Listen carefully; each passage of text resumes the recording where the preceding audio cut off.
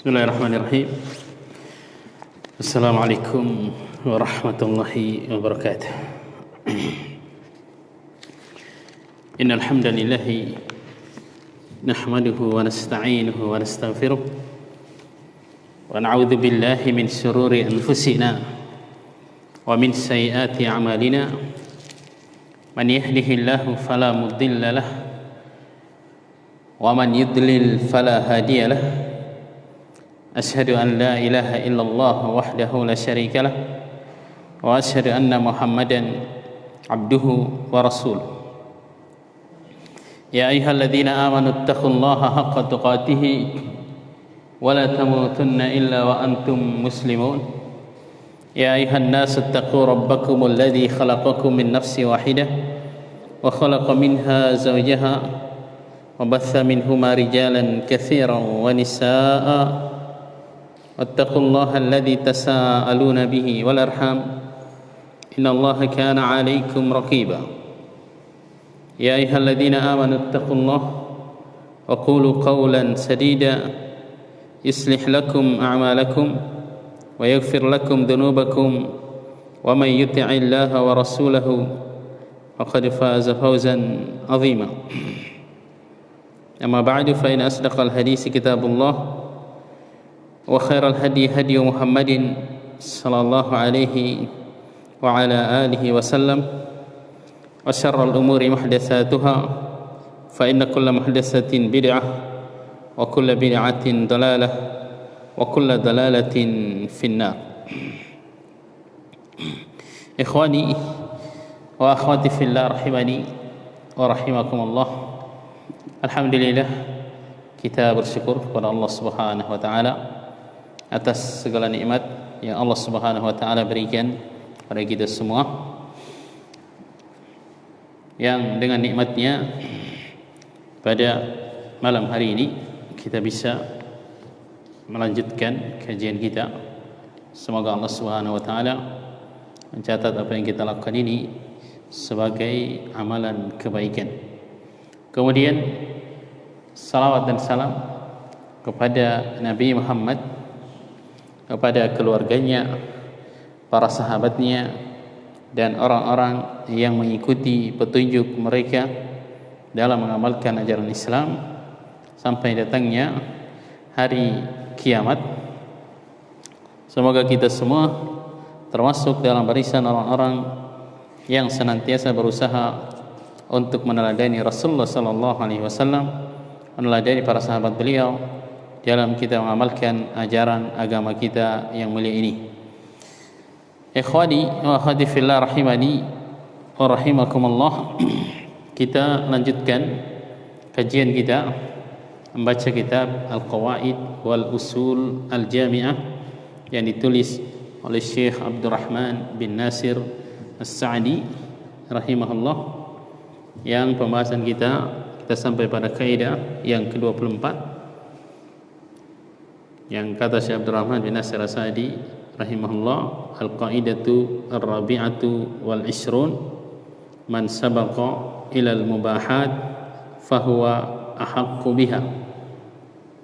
Siapa yang lebih duluan pada sesuatu yang mubah, maka dia paling berhak untuk itu. Nah, kita baca perkataan Syekh, penjelasan Syekh ketika menjelaskan kaidah ini.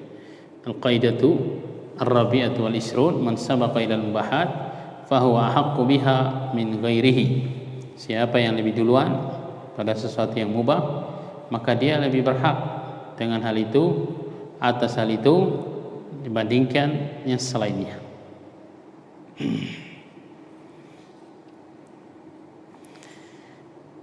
Di dalam kitab aslinya ada penjelasan wal muradu bil mubahat ma laysa lahu malikun muhtaram. Yang dimaksud dengan sesuatu yang mubah dalam kaidah ini adalah sesuatu yang tidak memiliki pemilik. Seperti tempat atau shaf di masjid.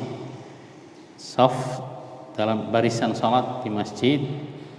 Siapa yang lebih duluan datang duduki, menempati saf depan, maka dia yang paling berhak terhadap tempat itu. Tidak ada istilah kapling-kaplingan gitu. Atau mungkin tanah yang belum berpemilik, bukan milik negara juga misalnya.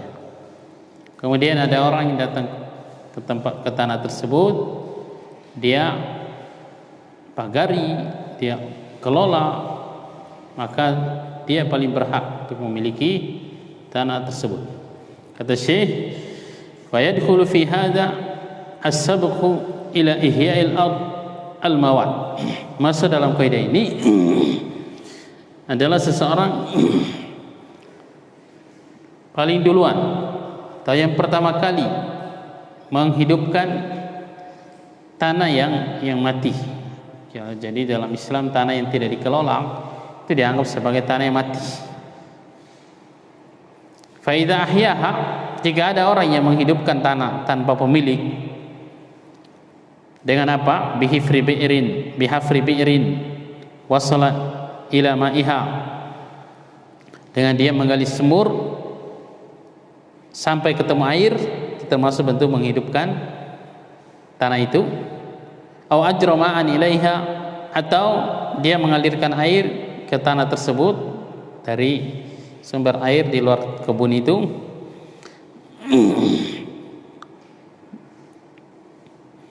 Au mana'a ma la tuzra'ul ardu ma'a wujudihi kama nafi'il miyah wa ka kasratil ahjar idza naqaha minha. Atau dia menghilangkan apa yang di kebun itu, apa yang kalau ada di kebun tersebut tidak bisa ditanami kebun itu, seperti ya pohon-pohonan, rumput-rumputan. Nah, au bana 'alaiha bunyanan, atau membangun bangunan, atau dia pagari, fa bidzalika yamlikuha, dengan perbuatan-perbuatan ini kata Syekh dia memiliki, menjadi pemilik tanah tersebut. Ini sekali lagi tanah yang belum berpemilik, bukan kebun orang. Demikian pula sungai misalnya, sungai milik umum. Walau kana nahrul mubah awil wadi yaski hurusan yamurru 'alaiha quddimal a'la fala'ala. Misalnya ada sungai atau lembah atau bendungan yang milik bersama yang dipakai untuk mengairi sawah atau kebun, maka yang paling berhak untuk pertama kali mendapatkan air sungai tersebut adalah yang paling dekat, kebun yang paling dekat dengan sungai itu. Kemudian yang agak jauh lagi, li'annahu asbaq, karena dia lebih duluan pasti untuk sampai ke sungai itu dibandingkan yang agak jauh letak kebunnya atau sawahnya. Amal miyah mamluka, adapun kalau memang airnya itu ada pemiliknya, maka tergantung pemiliknya. Atau kata Syekh masuk dalam kaidah ini as-sabqu ila saydil barri awil bahr, seorang itu lebih duluan untuk memburu hewan buruan darat atau laut, menempati satu tempat misalnya di pinggir sungai untuk mancing, karena itu milik bersama, maka dia paling berhak untuk menempati tempat itu. Atau posisi memancing di laut, itu milik bersama, milik Allah Azza wa Jalla pada asalnya. Siapa yang lebih duluan di satu tempat, maka tidak boleh dia diusir dari situ. Dia yang paling berhak. Demikian pula dalam mengambil kayu bakar kata Syekh, atau rumput-rumputan jadi makanan ternak. Kalau dari kebun yang tidak dimiliki oleh orang, atau kebun milik orang tapi kebiasaan masyarakat, dibolehkan siapa saja yang mengambil barang-barang ini, maka siapa yang lebih duluan mengambilnya, dia yang paling berhak untuk memilikinya, kata Syekh. Faman sabaqa ila syai'in minha fahuwa ahaqqu bihi. Siapa yang lebih duluan dari sesuatu yang disebutkan itu, maka dia yang paling berhak dengannya. Wala yamlikuhu illa bihiyazatihi wala mujarrada ru'yatihi.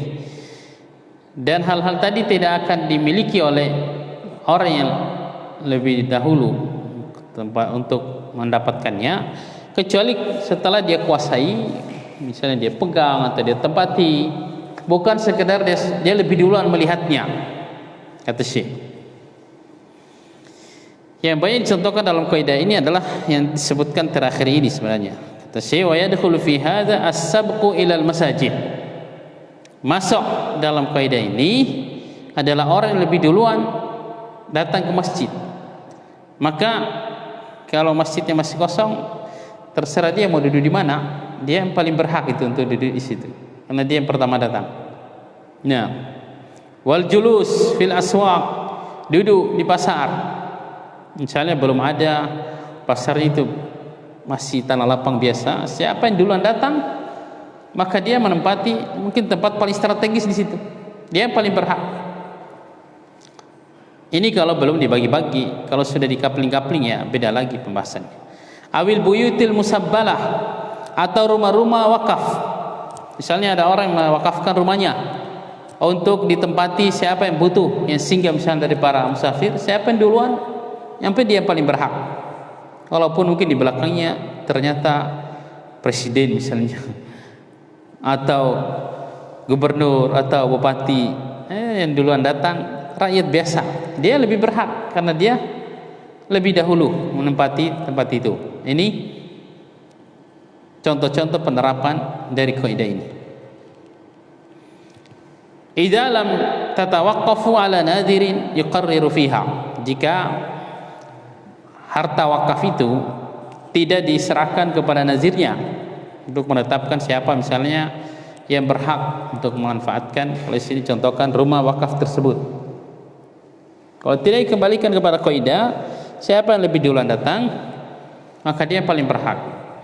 Kecuali posisi di belakang imam kalau di masjid, kalau anak kecil, karena hadis Rasulullah SAW merintahkan bahwa minimal yang belakang imam itu harus ulul ahlam, minimal sudah balik, bahkan dianjurkan yang paling bisa, paling layak untuk jadi imam, yang pas posisinya di belakang imam dalam sholat berjamaah. Kalau selain tempat itu, pada asalnya kalau anak kecil itu duluan datang, duduk di saf depan, tidak boleh diusir. Termasuk yang tidak benar di sebagian masjid, bahkan mungkin banyak masjid negeri kita, kalau anak kecil itu walaupun duluan datang, dia nggak boleh menempati saf depan. Ini nggak benar, karena saf di masjid itu adalah sesuatu yang mubah. Siapa yang lebih duluan datang, dia yang paling berhak. Kalau dia duduk di situ, nggak boleh diusir. Bahkan ada hadis khususnya yang Rasulullah SAW melarang seseorang menyuruh orang lain yang sudah duduk di satu tempat di masjid agar dia duduk di situ. Menyuruh orang lain sudah duduk di satu tempat untuk berdiri atau mengusirnya, kemudian dia gantikan tempat duduknya. Ini dilarang oleh Rasulullah Sallallahu Alaihi Wasallam. Ini pembahasan kaidah yang ke-24. Simpulkan sedikit yang bahasa Indonesia. Antara kaidah dalam agama adalah bahas siapapun yang lebih duluan pada saat yang mubah, maka dia yang paling berhak atas hal itu. Nah, dan sama kedudukannya ini dalam masalah seperti ini, mau pejabat, mau bukan pejabat, mau anak kecil, orang besar, pada asalnya kaum muslimin memiliki hak yang sama. Sehingga siapa yang lebih duluan, dialah yang paling berhak untuk memiliki misalnya hal itu kalau itu dimiliki. Kalau ditempati, paling berhak untuk menempatinya. Di antara contoh penerapan kaidah ini adalah dalam masalah ihya'ul ard, menghidupkan tanah. Ini bahas khusus juga dalam kajian fikih Islami. Pada asalnya dalam agama kita dianjurkan untuk menghidupkan tanah, terutama tanah milik kita. dilarang dibiarkan menganggur. Maksudnya kalau nggak bisa kita kelola sendiri, suruh orang lain yang kelola. Terserah perjanjiannya, bisa bagi hasil, bisa juga, yang penting dia kelola. Ya, itu termasuk yang disinggung dalam pembahasan fikih, pembahasan Ihya'ul Mawad. Di antara contoh penerapan kaidah ini adalah dalam masalah menempati tempat atau shaf di masjid, menempati tempat di pasar, termasuk tempat parkir. Misalnya kalau nggak ada ketentuan bahwa ini misalnya khusus parkirnya, mau parkir mobilnya Pak Imam misalnya, kalau nggak ada ketentuan seperti itu, siapapun yang duluan di masjid datang bawa kendaraan masuk di tempat parkir, terserah dia milih di mana mau parkir kendaraannya, dan dia yang paling berhak untuk menempatkan kendaraannya di tempat yang dia pilih tersebut, karena dia sabaqah, lebih duluan. Nah, ini masalah pembahasan kaidah yang ke-24. Kita lanjutkan kaidah ke-25. Masalah undian. Agak panjang lafaz kaidahnya. Kaidah ke-25, pengundian atau mengundi sesuatu dibolehkan, disyariatkan jika dalam dua kaidah disebutkan oleh Syekh. Yang pertama, jika terdapat banyak orang yang berhak terhadap sesuatu dan masing-masing mereka tidak memiliki kekhususan. Jadi ada satu benda yang tidak bisa dibagi. Kita punya murid misalnya 10 orang, cuma kita punya satu benda yang tidak bisa dipotong-potong, dan kita ingin kasihkan kepada mereka. Mereka sama-sama memiliki hak terhadap hal itu. Ini tidak bisa untuk kita mengatakan ini untuk si fulan aja. Dalam syariat harus diundi. Atau kalau yang dilakukan oleh Rasulullah SAW adalah, beliau kan punya istri 9 orang. Kalau safar bawa istri, nggak bisa semua istri yang dibawa. Kebanyakan kan bawa 9 istri dalam satu perjalanan. Satu aja biasanya yang dibawa, kecuali ketika haji wada semua istri ikut. Nah, kalau safar-safar dalam perang misalnya, kalau ada istrinya ikut satu aja, padahal mereka semua memiliki hak yang sama untuk menemani Rasulullah SAW dalam perjalanan tersebut. Akhirnya diundi mereka oleh Rasulullah SAW. Siapa yang jatuh namanya, dia yang ikut. Kebanyakan yang misalnya sebutkan Aisyah radhiyallahu taala anha yang jatuh namanya, tapi kadang-kadang istri-istri beliau yang lainnya. Nah, ini sesuatu yang banyak orang memiliki hak yang sama atas sesuatu tersebut, tapi tidak bisa dibagi, maka diundi dalam agama kita, boleh. Yang kedua, jika kita mengetahui bahwa ada satu orang yang terkena hukum tertentu, tapi kita tidak ketahui secara pasti siapa orangnya, nanti akan jelaskan oleh Syekh. Misalnya tadi ada orang yang punya istri lebih dari satu, istrinya 4 misalnya, kemudian dia mentalak salah satunya, hanya dia tidak tahu yang mana ini istrinya dia talak. Nah, lupa dia. Nah, salah satu dari 4 ini nih haram untuk dia gauli misalnya, apalagi kalau talaknya sudah talak 3. Maka untuk memastikan siapa di antara mereka itu yang sebenarnya sudah dia talak bain itu, dia mengundi nama mereka yang keluar, salah satunya itulah yang terkena hukum talak. Nanti akan disebutkan oleh Syekh tentang masalah.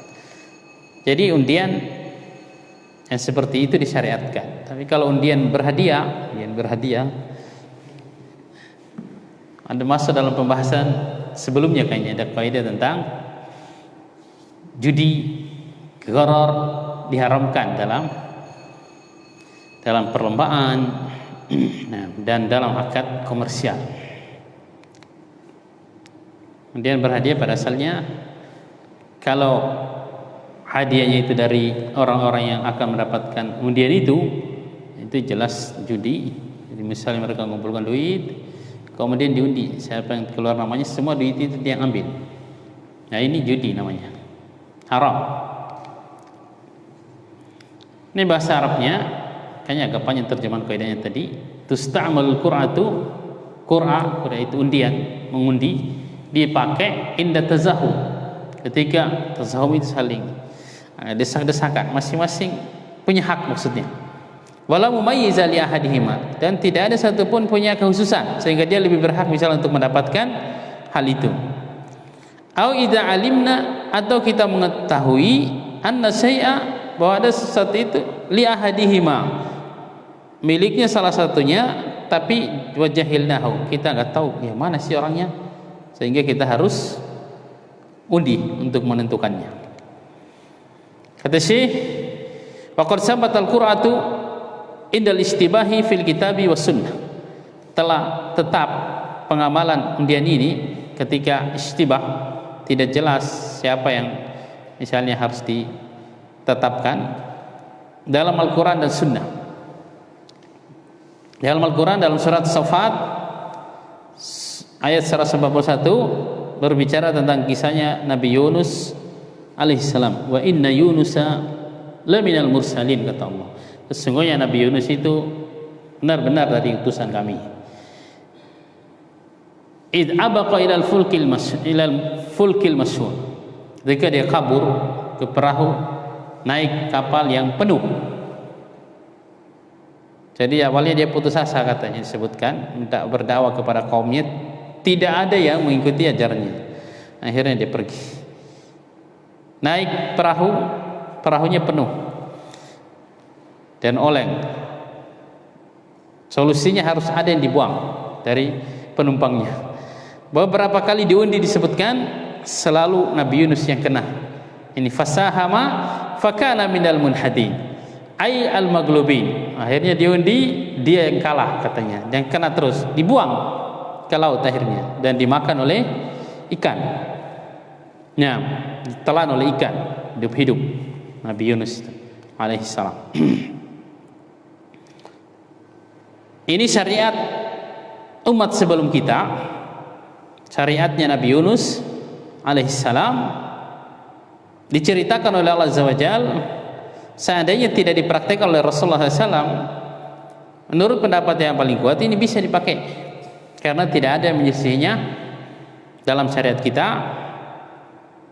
Tapi tadi Rasulullah SAW berkali-kali mempraktekkan, mengundi siapa di antara para istrinya yang akan menemani beliau dalam satu perjalanan beliau.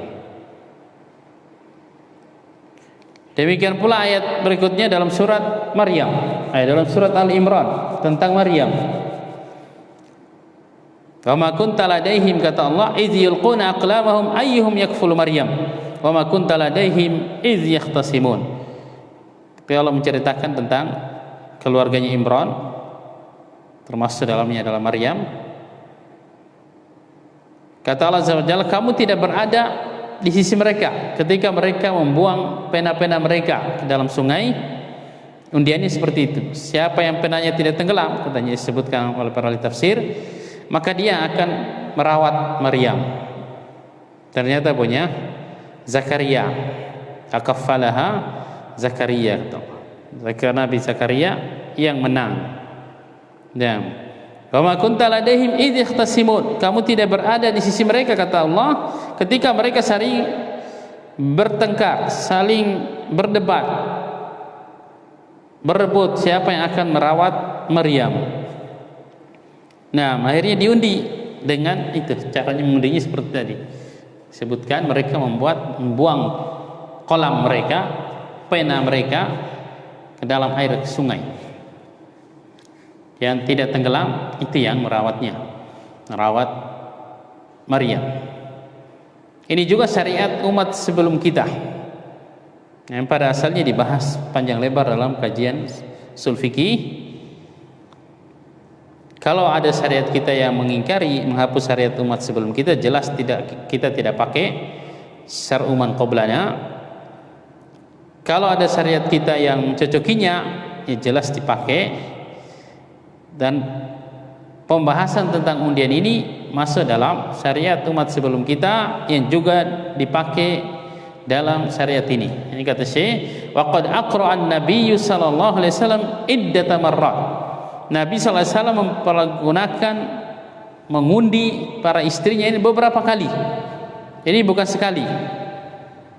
Ya, ini sebenarnya ini aja sudah cukup, yaitu kita pakai sebagai dalil bahwa melakukan undian itu pada keadaan seperti kondisi para istri Rasulullah SAW misalnya, mereka 9 orang sama-sama berhak untuk menemani Rasulullah SAW. Tidak ada kekhususan masing-masing. Padahal yang bisa menemani beliau misalnya maksimal 2 orang atau 1 orang aja. Maka untuk hal itu harus diundi. Siapa yang keluar namanya, dia yang ikut. Sama juga dalam penentuan arisan misalnya. Itu tidak masalah memang.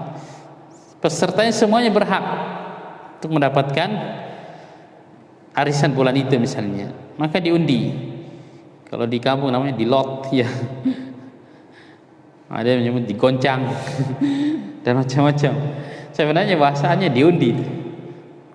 Bahasa syar'inya qur'ah. Siapa yang jatuh namanya, dia yang paling berhak.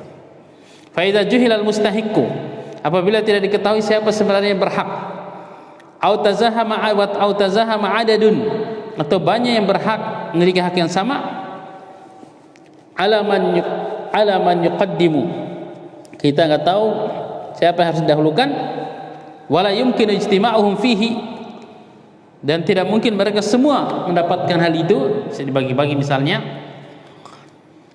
tidak bisa seperti itu. Walau mayyaza li ahadihima, dan juga di antara mereka itu semuanya sama haknya, tidak ada satu misalnya memiliki kekhususan sehingga dia paling berhak misalnya, enggak ada seperti itu.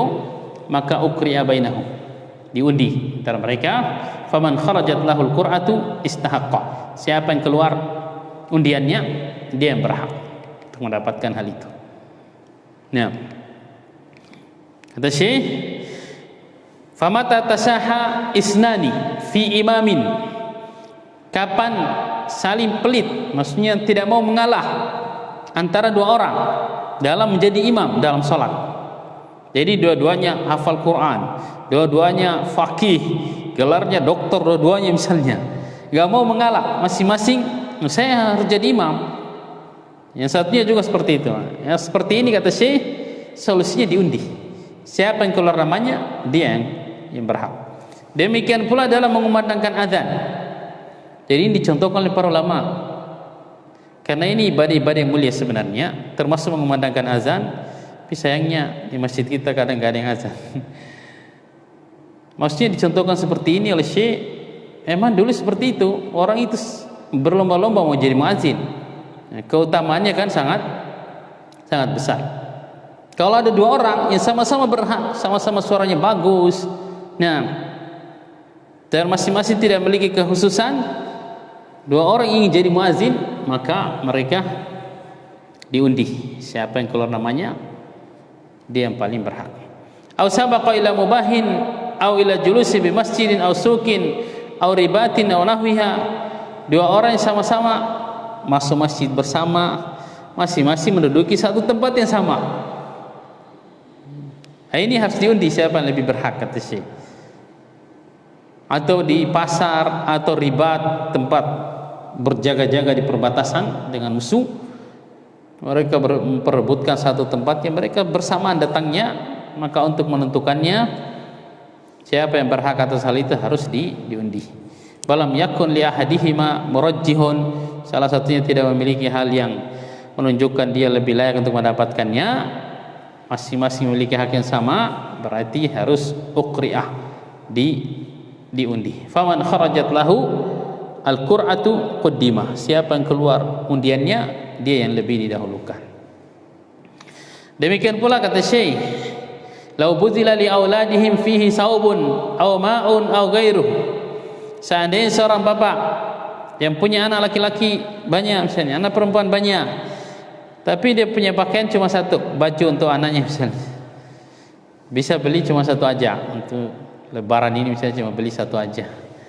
Ya bisa mereka dibelikan semuanya, 3 orang anak laki-laki misalnya, dan masing-masing mereka memiliki hak yang sama.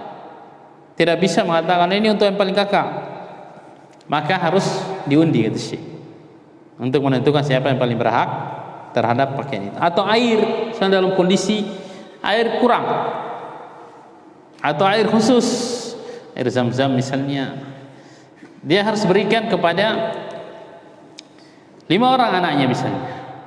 Padahal ini tidak cukup untuk mereka, harus 1 orang aja yang cukup untuk 1 orang aja.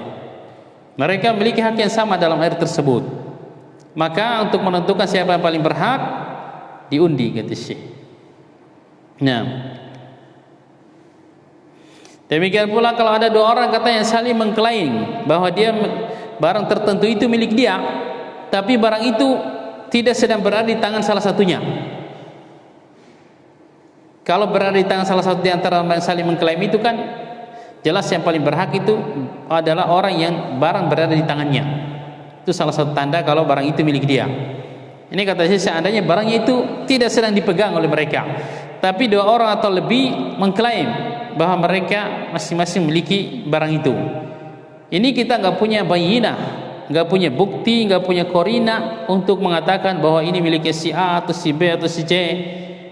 Maka untuk menentukannya diundi, kata Syekh. Ya. Sama ini contoh tadi yang saya sebutkan, seandainya seseorang itu mentalak salah satu istrinya. Ini istrinya lebih dari 1 ya. Kalau istrinya 1 aja, ya siapa lagi mau diundi dengan siapa? Punya istri 4 misalnya. Dia ingat bahwa dia pernah mentalak istrinya, tapi lupa yang mana yang ditalak, istri pertama, kedua, ketiga atau keempat. Untuk memastikannya harus diundi. Dia masukkan nama-nama mereka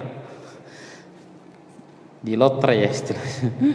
Siapa yang keluar namanya, berarti itu yang kena hukumnya. Atau seseorang mengatakan, kata Syekh, pernah memerdekakan salah satu budaknya, punya budak banyak, tapi dia nggak tahu yang mana yang dimerdekakannya. Untuk menetapkannya, dia ukriyah, ngundi nama-nama mereka, yang keluar undiannya itulah yang dianggap sebagai yang kena hukumnya. Ini contoh bagian kedua dari kaidah tadi. Demikian pula kata Syekh, para walinya seorang wanita misalnya ketika mau menikah, misalnya menjadi walinya itu saudara laki-lakinya, saudara kandungnya. Ada 5 orang misalnya, kakak-kakaknya laki-laki semua. Ini mereka memiliki hak yang sama untuk menjadi wali terhadap adik mereka kalau nggak ada ayahnya. Nah, dan tidak ada dalam syariat bahwa yang paling kakak yang paling berhak, itu nggak ada. Pokoknya saudara itu memiliki hak yang sama dalam menjadi wali saudarinya mereka. Kemudian mereka tidak ada yang mau mengalah, yang ada yang mengatakan saya yang jadi walinya, yang paling kakak juga mengatakan seperti itu. Nah, untuk menentukan siapa yang paling berhak, kata Syekh, uqri'a bainahum, diundi siapa di antara mereka yang paling berhak untuk menjadi walinya. Ini di antara contoh-contoh yang disebutkan oleh Syekh, dan dengan contoh-contoh seperti ini jelaskan penggunaan ternyata penting sebenarnya pensyariatan qur'ah. Yang terakhir beliau menyinggung undian yang haram, makanya saya kasih warna merah. Kata Syekh, wa amma idza ulima ishtirakum fil a'yan awid diyun. Adapun jika sudah diketahui, sudah jelas bahwa satu benda itu milik bersama, ya, sudah menjadi milik mereka, atau suatu piutang itu hak mereka bersama, kemudian mereka ingin mengundinya biar 1 orang aja miliki, ini nggak boleh. Ini judi, kata beliau. Dengan dalil, berdasarkan dalil dan ijma'. Kalau yang tadi kan belum jelas miliknya siapa sebenarnya diundi itu. Kalau yang contoh yang dilarang ini, ya undian terlarang. Ada yang mengandung unsur judi itu. Ini sudah jelas katanya itu milik mereka semua sebenarnya. Bagaimana cara mereka untuk bagi? Tidak boleh lagi diundi biar dia memiliki 1 aja misalnya. Nah, ini yang disebutkan oleh Syekh tentang penjelasan kaidah ini. Ini termasuk perkara maisir yang diharamkan berdasarkan dalil dan ijma' para ulama. Saya sebutkan bahasa Indonesia sedikit, sudah masuk waktu Isya.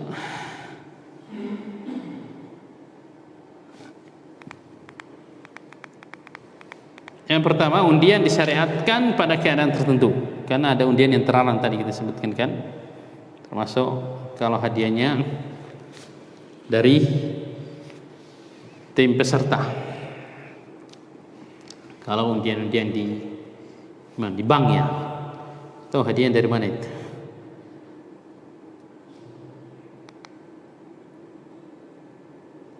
Yang kami tahu itu nggak boleh, asalnya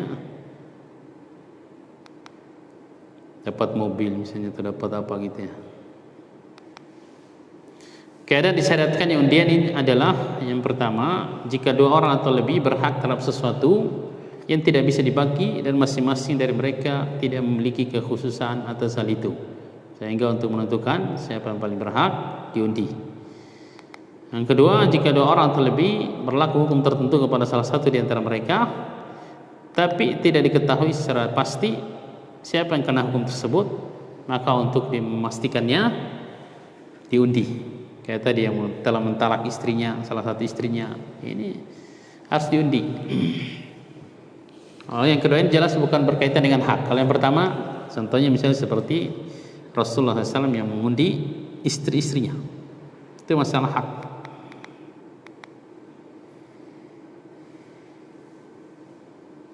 Jika sesuatu itu sudah jelas siapa yang berhak atau sesuatu itu milik bersama, maka kemudian diundi, maka undian pada saat itu termasuk bentuk kezaliman atau judi, dilarang dalam syariat Islam. Menggugurkan hak orang lain berarti kan, padahal sudah jelas ya.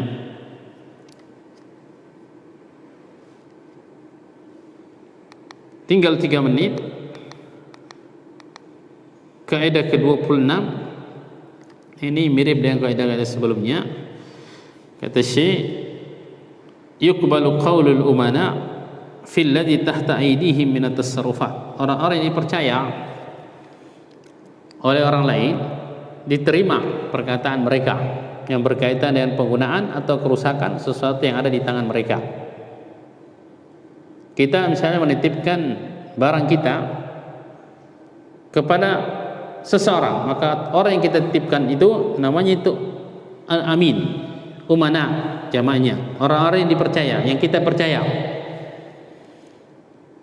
Kemudian dia mengklaim bahwa barang yang kita titip itu rusak. Ini pada asalnya perkataan mereka diterima. Nah, selama tidak menyelisih kenyataan atau kewajaran. Kalau jelas-jelas menyelisih kenyataan baru nggak diterima perkataannya. Ini kaidah yang ke-26. Sebenarnya pembahasan kaidahnya satu slide aja, singkat banget bahasa Syekh. Yuqbalu qaulul umana fi at-tasarrufat wa talaf ma lam yukhaliful 'adah. Kata Syekh, kita baca dengan cepat ya. Hadhihi qaidatun nafidatun. Ini kaidah yang bermanfaat. Tuhallul ikhtilafatu al-waqi'atu baina atau tahullu, menyelesaikan perselisihan yang terjadi antara orang yang dipercaya dan yang berikan kepercayaan yang berkaitan dengan amanah yang berada di tangan orang yang dipercaya itu. Fa idza ikhtalafu fi tasarrufi aw sifati dzalika tasarruf, jika mereka berbeda pendapat, nanti akan dicontohkan tentang mudharabah misalnya dan semacamnya, wakil. Nah, si yang dikasih modal itu mengatakan, dulu kita perjanjiannya modal ini saya pakai terserah, yang penting untuk bisnis jual beli. Kemudian si pemodal mengatakan, saya cuma mensyaratkan kamu harus bisnisnya jualan madu aja, nggak boleh dipakai untuk modal lain. Pada saat seperti itu asalnya perkataannya yang dimodali, yang diberikan modal, yang dipegang, kata Syekh. Nah, fal qaulu qaulul umana ini lianna arbabal amwal i'tamanuhum, karena pemilik harta, pemilik modal memberikan kepercayaan kepada mereka. Wa nazaluhu manzilata anfusihim, ketika mereka diberikan kepercayaan sama saja mereka diposisikan sebagai posisinya pemilik harta. Fa muqtada hadzal i'timan qabulu qaulihim, konsekuensi dari pemberian amanah seperti ini harusnya perkataan mereka juga diterima. illa idza da'al aminu da'wa tukhaliful hissa wal 'adah faturaddu qawluh, kecuali kalau orang yang dipercaya itu mengklaim sesuatu yang jelas-jelas secara nyata tidak benar. Nah, maka tidak diterima perkataannya, kata Syekh. Lianna kulla da'wa yukadzibuha al-hissu fa qawlu mudda'iha ghairu maqbul. Karena setiap klaim yang kenyataan mengingkarinya atau membuktikan bahwa klaim itu tidak benar, maka tidak diterima klaim tersebut. Ini contohnya, kata Syekh. Walidzalika yuqbalu qawlu syarik wal mudarab atau mudarib. Oleh karena ini diterima perkataan syarik, sekutu atau yang dimodali, dalam dia menjelaskan untungnya begini, ruginya bisnis kita seperti ini. Nah, modal kita saya belikan ini. Pada asalnya diterima, cuma karena dia ketika diberikan modal tadi sudah dipercaya oleh si pemodal dan diposisikan sebagai pemodal. Pemodal memposisikan orang yang dia percaya itu sebagai dirinya sendiri, sehingga konsekuensinya perkataan-perkataannya asalnya diterima, kecuali jelas-jelas misalnya ketahuan bahwa dia bohong misalnya atau menipu. Nah, misalnya dia mengatakan saya pakai bisnisnya pakai mengkreditkan barang tertentu, atau saya jualnya cuma nggak pakai kredit, harus cash semua. Itu semua harus diterima pengakuan-pengakuannya orang yang dipercaya. Nah, atau ada jaminan-jaminannya, pokoknya berkaitan dengan bisnisnya, pada asalnya semua kata si harus diterima, kecuali kalau ada bukti yang lebih kuat yang menunjukkan bahwa kenyataannya tidak seperti yang dia klaim. Sudah azan, demikian pula wakil, kata Syekh, wasi yang diberikan wasiat, orang yang dipercayakan untuk mengurusi harta wakaf, orang yang dipercayakan untuk mengurusi anak yatim, orang gila, orang yang kurang waras. Pada asalnya perkataan mereka itu yang lebih diperhatikan, terutama ini dipakai oleh para hakim kalau terjadi perselisihan. Karena sudah masuk Isya, kita selesaikan. Jika terjadi perbedaan pendapat antara orang yang dipercaya dengan yang mempercayakan tentang penggunaan sesuatu yang dipercayakan itu, maka pada asalnya yang dibenarkan perkataannya adalah orang yang dipercaya, kecuali kalau ada bukti yang jelas bahwa perkataan itu tidak benar. Orang yang dipercayakan sesuatu pada asalnya posisinya sama dengan yang mempercayainya. Di antara hal yang menjadikan perkataan orang yang dipercaya orang yang dipercaya ditolak adalah jika menyelisihi kenyataan atau dapat dibuktikan dengan bukti yang kuat. Kalau enggak, pada asalnya al-qaulu qauluhu, istilahnya para ulama. Mungkin itu yang bisa kita bacakan pada malam hari ini. Nanti kita lanjutkan pada pembahasan kaidah ke-27. Kita tutup dengan doa kafaratul majlis. Subhanakallahumma bihamdik, asyhadu an la ilaha illa anta, astaghfiruka wa atubu ilaik. Wassalamualaikum warahmatullahi wabarakatuh.